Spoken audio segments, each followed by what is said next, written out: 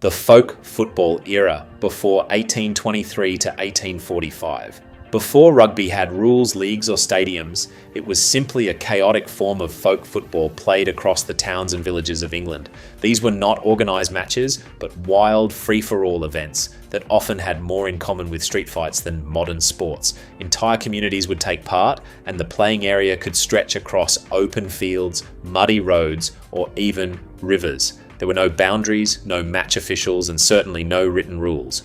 The only goal was usually to get a ball, sometimes just a pig's bladder or inflated leather, from one end of the village to the other.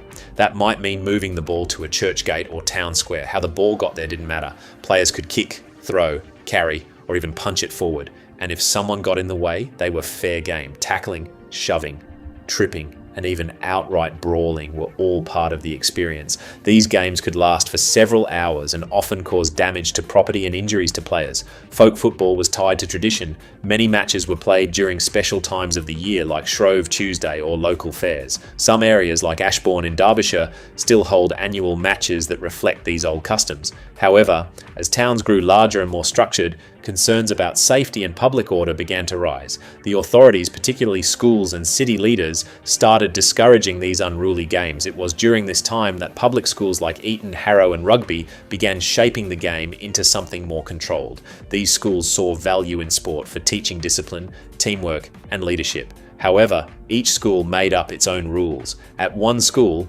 handling the ball might be legal. At another, it could get you kicked out. This lack of consistency made inter-school games difficult, but it also encouraged innovation. In this messy environment, the early seeds of rugby were planted. And while the stories about William Webb Ellis picking up the ball and running with it in 1823 are often debated, the concept itself fits the style of many of these folk games. What mattered was that some schools, especially rugby school, embraced that style and began to shape it into a distinct game.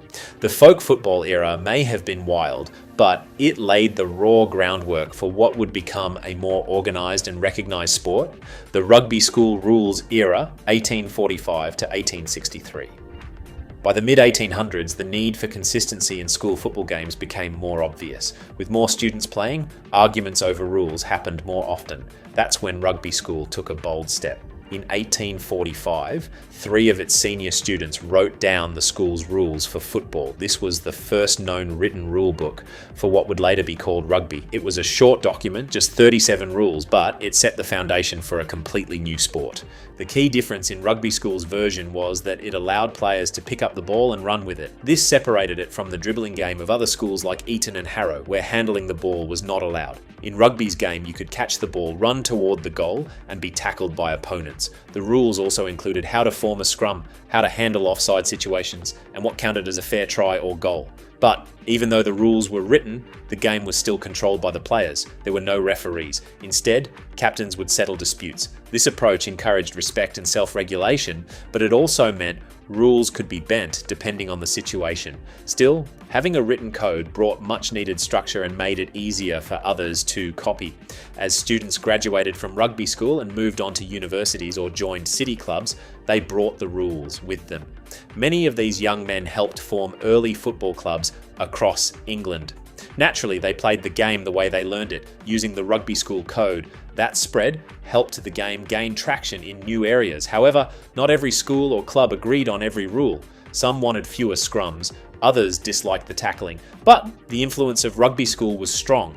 Over time, many clubs adopted its style or merged their own rules with rugby's version. By the early 1860s, this patchwork of rules was becoming a problem. Different clubs wanted to play each other but couldn't agree on how. This disagreement would soon lead to a split in the game's direction, one that would permanently change the future of rugby and football. The split from soccer era, 1863 to 1871. By the 1860s, football had become popular in both schools and clubs, but the rules were still all over the place. Some clubs played a dribbling game like Eton, where you could only use your feet. Others played a running game, like rugby school, where players could carry the ball and be tackled. When clubs tried to play each other, they often couldn't agree on what rules to follow. This led to confusion, arguments, and cancelled matches. To fix the problem, several London-based clubs met in 1863 and formed the Football Association. Their goal was to create one rulebook that all clubs could follow. During these meetings, a major disagreement came up. Some members wanted to ban running with the ball and physical contact. They believed football should be played only with the feet. This view won the majority vote. As a result, the new Football Association rules removed handling, hacking, and tackling. That decision pushed clubs that followed rugby school-style football away. They didn't want to give up the physical and running aspects of the game, so these clubs rejected the new rules and continued playing their own way. This moment marked the split, where the clubs that followed the Football Association went on to play what we now call soccer, while the ones that stuck with the rugby style kept building their version of the sport. But this break was more than just about rules, it was about identity. Rugby clubs saw their game as more than just a sport. It was about courage, toughness, and discipline, and they didn't want to lose that just to be part of a unified code. The split allowed them to preserve what they valued. In 1871, these rugby playing clubs took another important step. They formed the Rugby Football Union to govern their version of the game. The RFU gave structure to the sport and made sure everyone played by the same set of rules. That same year, England and Scotland played the first official international rugby match. This was a major milestone. It showed that rugby had not only survived the split from soccer, but was strong enough to stand on its own. From this point on, rugby developed as its own sport. The game would continue to evolve, but its identity had been fully established. The tackling, the running, and the physical spirit of rugby school had found a permanent home.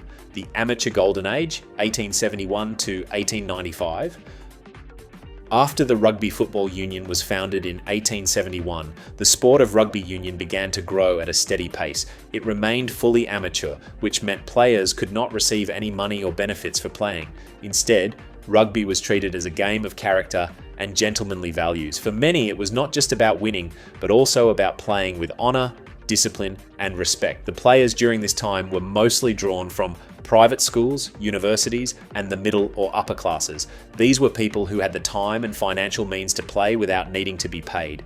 This era saw the birth of national rugby unions in other parts of the British Isles. The Scottish Rugby Union was formed in 1873, followed by the Irish Rugby Football Union in 1879 and the Welsh Rugby Union in 1881. With these bodies in place, international matches could be organised more regularly. In 1883, the first ever annual international competition was launched. England, Scotland, Ireland, and Wales began competing in what was called the Home Nations Championship. It was the first real tournament in rugby history and added more structure to the international side of the sport. However, the amateur approach was not fair for everyone.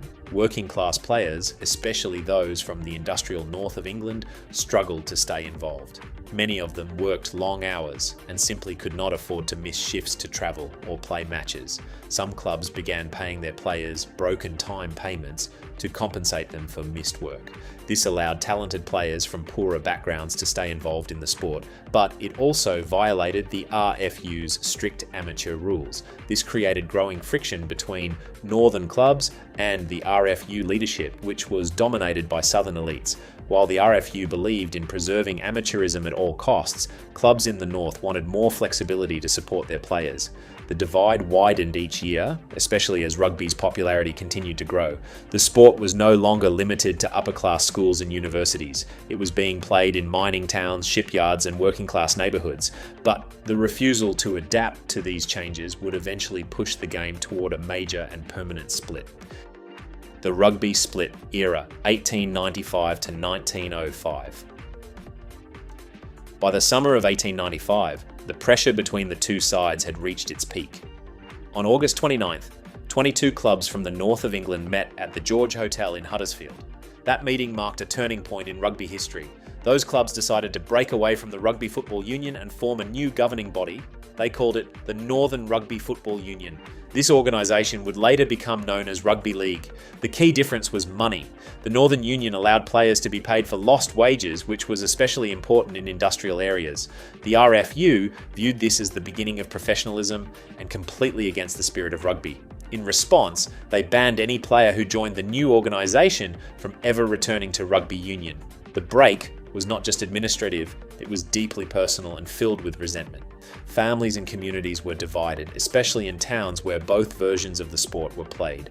Over time, rugby league started to change the rules to make the game faster and more suited for spectators. They reduced the number of players on each team from 15 to 13. They also introduced a play the ball restart instead of rucks and scrums. Then they created the 6-tackle rule and the idea of limited sets of possession. These changes helped rugby league stand out and appeal to wider audiences, especially in Northern England and later in parts of Australia. Meanwhile, rugby union held on to its traditions. It remained amateur and stuck with 15 players, complex scrums, and rolling mauls. Union also maintained its stronghold in Wales, Scotland, Ireland, and the English South. However, the Southern Hemisphere nations, especially New Zealand and South Africa, continued to support rugby union as their main code. The split hurt both sides in different ways. Union lost some of its best talent, while the league remained mostly limited to working-class areas. Still, both codes managed to survive and grow in their own directions. The 1895 split created 2 sports out of 1, and from that moment, rugby was no longer a single game but 2 distinct paths with different futures. Global expansion and colonial influence era, 1905 to 1945. As the 20th century began, rugby union entered a new chapter. It was no longer just a British pastime as it began to take root across the British Empire. Countries like New Zealand, Australia, and South Africa not only adopted the game but quickly became major forces. These nations brought their own identity and energy to the sport, often challenging and defeating older, more established teams from Britain. In 1905, New Zealand's national team, known as the All Blacks, toured the British Isles and France. They played 35 matches and lost only once. Their skill, speed, and physical style shocked European teams. One of their biggest moments was a narrow 3-0 loss to Wales in Cardiff, a game still remembered as one of the greatest of the early rugby years. The All Blacks also introduced the haka, a traditional Maori war dance which added cultural depth and excitement to the pre-match atmosphere. South Africa also made a name for itself. The Springboks toured the British Isles in 1906 and showed they were serious competitors. Like New Zealand, they played a powerful and tactical brand of rugby. Australia joined the scene as well, forming strong rivalries with both New Zealand and Britain.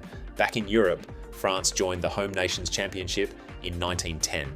This expanded the tournament and turned it into the Five Nations. France's inclusion marked the beginning of rugby as a broader European sport, although the French team struggled in the early years. Unfortunately, global events interrupted the sport. The First World War broke out in 1914, forcing many rugby players from across the world to enlist. Sadly, many never returned. Rugby matches were suspended, clubs closed, and some never reopened. And when the war ended in 1918, rugby resumed but had to rebuild from major losses. In the interwar years, the sport slowly recovered. New tours were organised, and teams from the Southern Hemisphere continued to impress. South Africa toured again in 1931, and New Zealand toured Europe in 1935. Rugby helped maintain cultural ties within the empire and served as a form of soft diplomacy. The Second World War brought another major halt. Once again, rugby players joined the military, matches were rare, and some stadiums were damaged or repurposed. But rugby never disappeared. After the war ended in 1945, the sport picked up right where it left off. Countries quickly resumed tours, domestic competitions restarted, and fans returned in huge numbers. The global stage was now set for rugby's next major transformation. Post-war growth and tensions era, 1945 to 1970. After the Second World War ended, rugby union began to rebuild and expand. Across Europe, Africa, and Oceania, people turned to sport as a way to reconnect and recover. Rugby union found itself in a strong position to grow, especially in countries like Wales, Scotland, Ireland, and England, where the Five Nations Championship returned to regular play. This tournament quickly regained its status as the top annual rugby competition in Europe. Matches at Twickenham, Murrayfield, and Cardiff Arms Park attracted tens of thousands of fans, and radio broadcasts brought the action into homes across the continent. In the Southern Hemisphere, rugby union saw similar growth. New Zealand and South Africa developed fierce and regular rivalries. Australia, while not as dominant at the time, continued to build its reputation as a rugby-playing nation.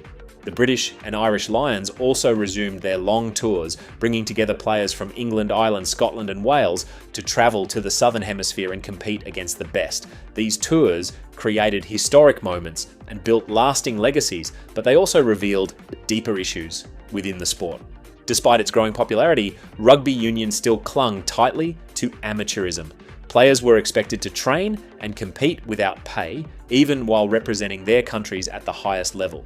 Many held down full-time jobs as teachers, farmers, and tradesmen, juggling those responsibilities with the physical demands of top-level rugby. This limited who could realistically play the sport. It favoured those who had flexible jobs or financial support and excluded many talented players who could not afford to miss work. Meanwhile, rugby league, with its fully professional model, continued to attract top players. Anyone who switched codes was banned from rugby union for life. That rule was enforced strictly, and many careers ended simply because a player decided to earn a living through rugby. The divide between the two codes created resentment and controversy, especially in Northern England and parts of Australia where rugby league was strong. Another major issue was the growing backlash against South Africa. Their national team, the Springboks, remained one of the most dominant in the world, but their country's apartheid policies made them a target for international protests. In the 1960s, as the civil rights movement gained momentum worldwide, more people and governments began to question why rugby teams continued to play against South Africa. When the All Blacks toured South Africa in 1960 and left out their Maori players due to South African rules, the outcry was massive. The sport had become entangled in politics whether it wanted to be or not. Even with these tensions, rugby union kept moving forward. More nations formed competitive teams. France became a real force in the Five Nations. Italy began to push for inclusion in the European scene. Argentina and Romania developed strong squads, and Pacific Island nations like Fiji and Tonga started gaining recognition. Schools expanded rugby programs, and more people saw the sport as both a tradition and a growing international game.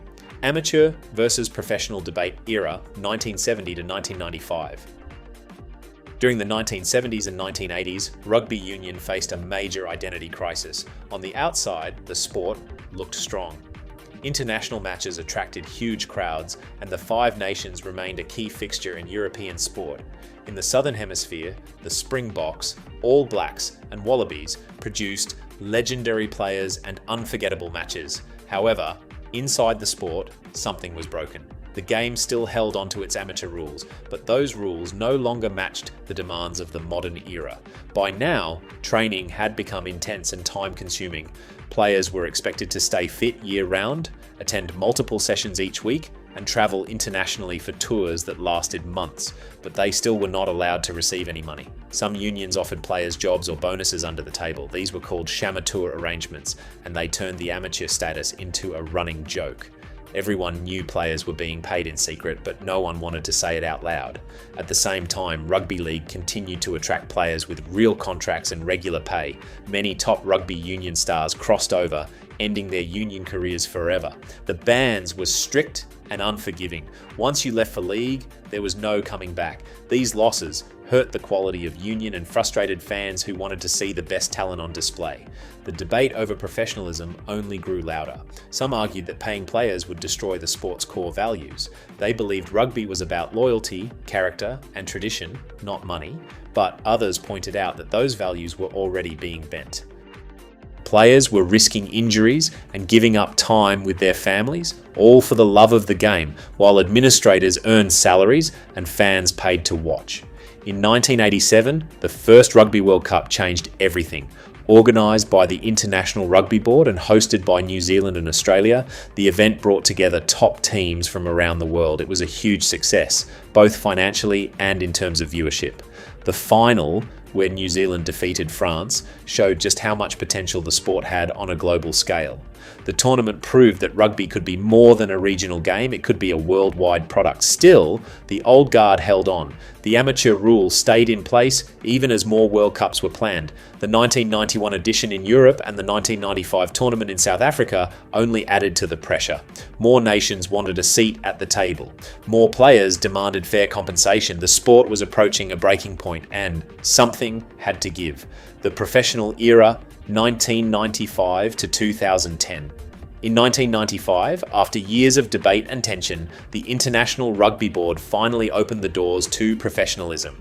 The decision came shortly after the success of the Rugby World Cup in South Africa, a tournament that not only delivered great rugby, but also carried huge symbolic weight. With Nelson Mandela handing the trophy to Springbok captain Francois Pienaar, the sport had helped unite a divided nation. The moment was powerful, but it also marked the end of the amateur era. From that point on, rugby union changed completely. Players could now sign contracts, join clubs full-time, and get paid for their talent and time. Training became more scientific and intense. Teams hired nutritionists, strength coaches, and video analysts. Players became full-time athletes, and the standard of play rose quickly. The gap between amateur and professional rugby became instantly obvious. Speed, strength, and skill all improved within just a few years. New competitions also took shape. In the Southern Hemisphere, Super Rugby launched in 1996 and brought together the best club teams from South Africa, New Zealand and Australia. It gave fans regular high-quality matches and created rivalries that carried through to international play. In Europe, leagues like the English Premiership and the French Top 14 grew in strength and money as more clubs invested in stadiums, academies and international signings. The Rugby World Cup became the sport's crown jewel. Hosted every 4 years, it brought in new fans and nations. Japan, Argentina and the Pacific Islands made strong runs. South Africa's win in 1995, Australia's in 1999 and England's in 2003 proved that rugby had a truly global future. The matches were broadcast in dozens of countries and sponsors lined up to be part of the action. Professionalism also changed the players. Careers now began earlier and lasted longer.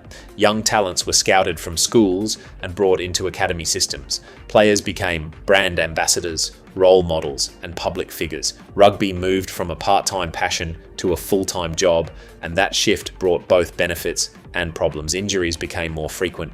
Pressure increased, but the game had finally moved into the modern age. Now, rugby union was no longer a niche pastime or a schoolboy tradition.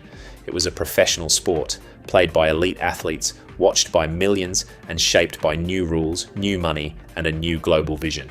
Modern global game era, 2010 to present day.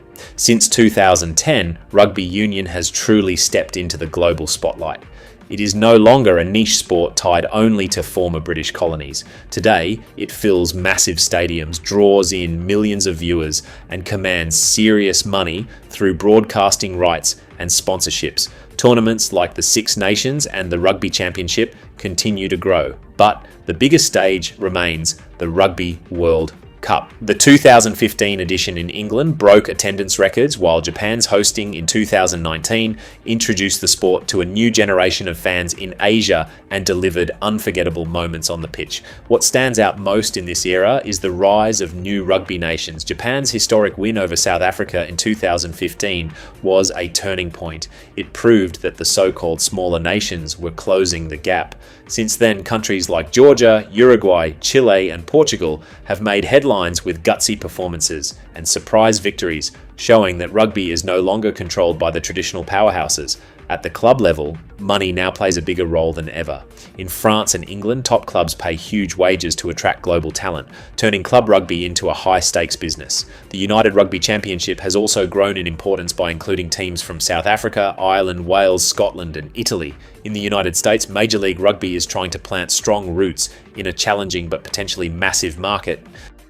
Still, the sport faces real issues. Head injuries and long-term brain health are now at the center of player welfare debates. Critics also worry about the growing gap between rich and poor nations and whether the game is leaning too far toward commercial interests. Even so, rugby continues to push forward. Its global growth, combined with efforts to make the game safer and more inclusive, shows that this era is still very much a work in progress. If you enjoyed this, there's plenty more rugby videos in the works. I would greatly appreciate it if you could subscribe. Thanks for watching.